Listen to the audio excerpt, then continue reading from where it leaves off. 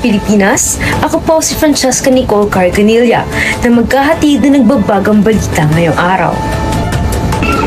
Isang positibong balita para sa mga skilled Filipino workers matapos maging current ng EB-1 at EB-2 employment visas para sa Pilipinas ngayong Marso. Ibig sabihin, mas mapapabilis ang proseso para sa mga profesional na nais magtrabaho sa Estados Unidos.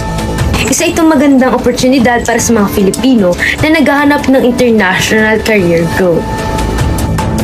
Muli, ako po si Francesca Nicole Carganilla mula sa News to Go. Nagbabalik po ang News to Go makalipas ang ilang oras. Maraming salamat po.